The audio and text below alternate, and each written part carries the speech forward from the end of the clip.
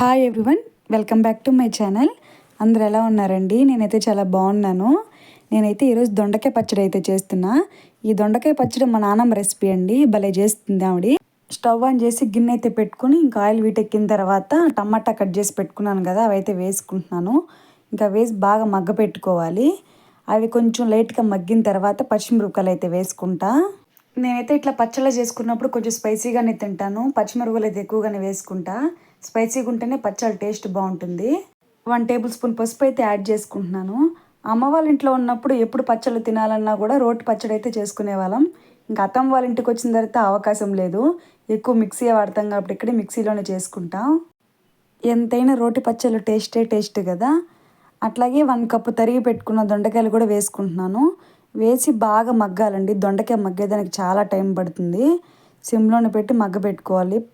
ఎప్పుడైనా ఎక్కువగా పచ్చళ్ళు తినాలనిపిస్తే అమ్మ చేసుకుని వస్తుందండి. అమ్మకి చెప్తాము రోటి పచ్చళ్ళు చేసుకుని రమ్మని. మా అమ్మకైతే చాలా ఓపిక ఎక్కువ. ఏం కావాలంటే అది చేసుకుని వస్తుంది. ఫోన్ చేసినప్పుడు అంతా అడిగిద్ది ఏం కావాలి, ఏం తినాలనిపిస్తుందని. అదే అమ్మ వాళ్ళ ఇంటికి అత్త వాళ్ళ ఇంటికి ఎంత డిస్టెన్సో తెలుసా? 450 కిలోమీటర్స్. 450 కిలోమీటర్స్ జర్నీ చేసి మా కోసం తీసుకుని వస్తుంది ఏది కావాలంటే అది. మాకు ఇక్కడ లేక కాదు, అమ్మ చేతి వంట అంటే అదొక తృప్తి అనమాట. అందువల్ల అన్నీ అయితే మగ్గిపోయినాయి. మిక్సీ పట్టుకునే ముందు వెల్లుల్లిపాయ, జీలకర్ర, కొంచెం ఉప్పు వేసి ఇంకా ఆ దొండకాయ ముక్కలు కూడా అన్నీ వేసి మిక్సీ పట్టుకుంటున్నాను. వేడి వేడి అన్నంలోకి 1 టేబుల్ స్పూన్ నెయ్యి వేసుకొని ఈ పచ్చడి వేసుకొని తింటే అద్దరిపోతుందండి టేస్టు.